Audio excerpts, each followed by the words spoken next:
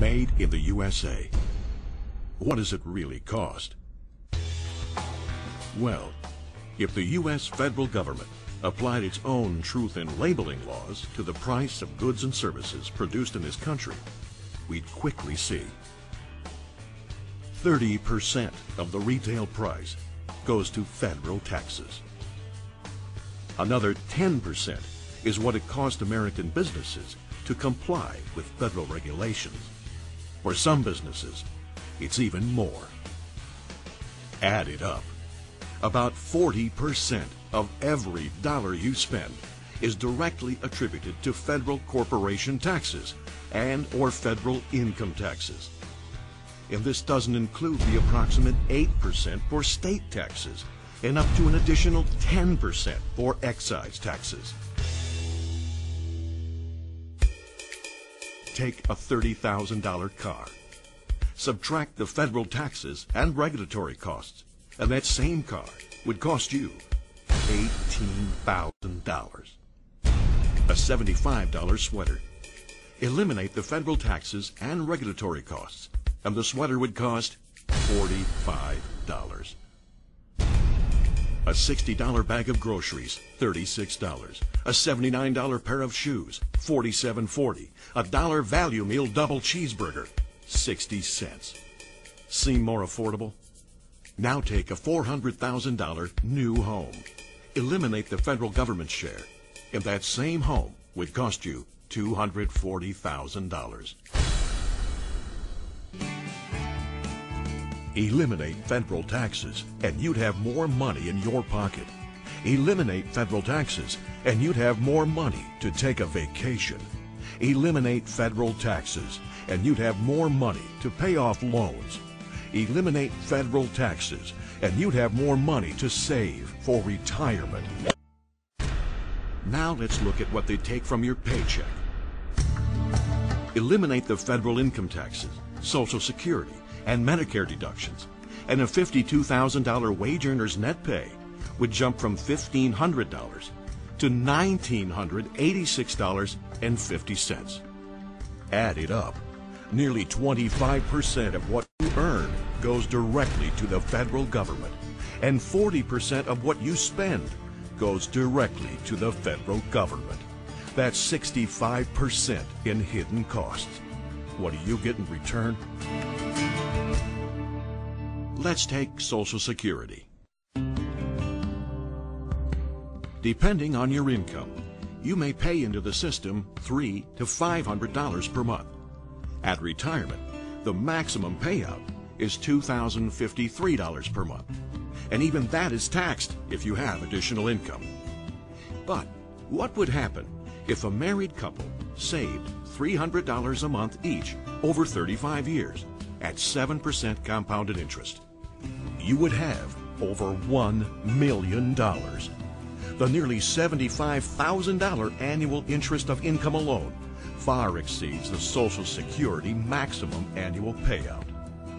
And you still have your $1 million nest egg to provide for yourself and pass down to your children, your grandchildren, or even pay for your children's education. Ready to take your money back?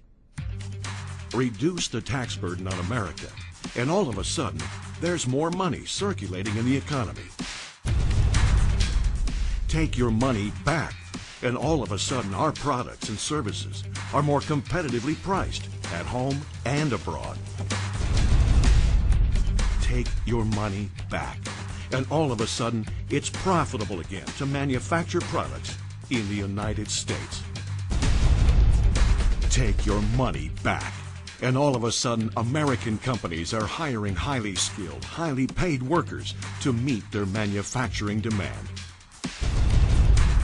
Take your money back, and all of a sudden, America would be the stable economic leader of the free world again. Seem far-fetched? It's not. Could the government operate without federal income taxes? Yes. Prior to 1913, there was no federal income tax. Don't we need the federal agencies that federal taxes support? No. Agencies supported by federal taxes, such as the FDA, ATF, and the IRS, are regulatory agencies. Not only are these federal agencies unconstitutional, they are illegal. The free market would regulate itself better, with greater efficiency. Americans would be richer and freer. And the cost of these agencies have grown out of control. The Bureau of Economic Analysis Statistics for 2005 reported the average salary for the 1.8 million federal civilian workers is $106,579.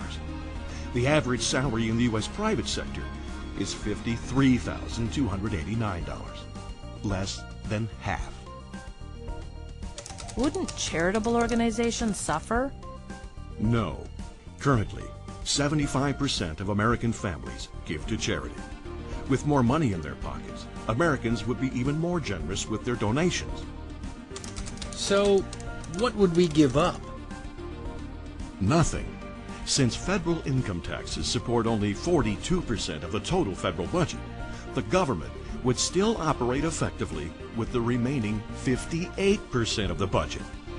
And federal workers would be absorbed into the burgeoning economy by the private sector. To put it in perspective, reducing the $2.8 trillion 2007 federal budget by 42% would still leave $1.6 trillion, the same amount as the total federal budget for 1997.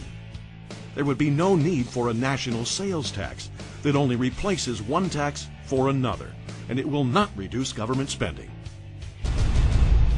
But these numbers pale by comparison if you consider the national debt.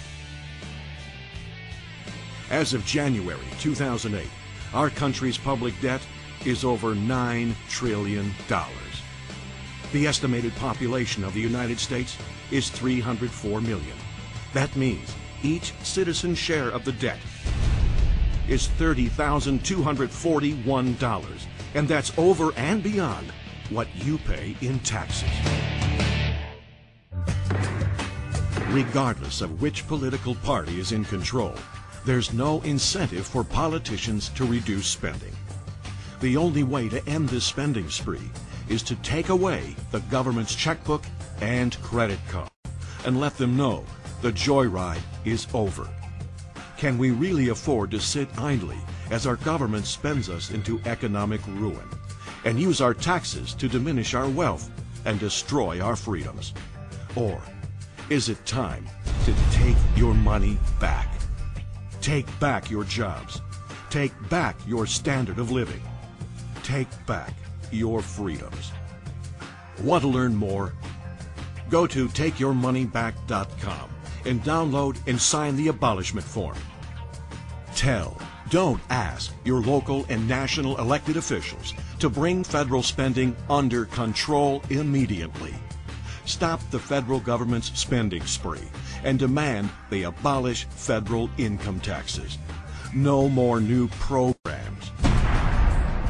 No more new agencies. No more new spending. Tell them you want your money back. If they don't abolish the federal income tax, you'll abolish their career. Never vote for any politician who increases the power, scope, or size of government. Download the abolishment form now. It's your money. Take it back.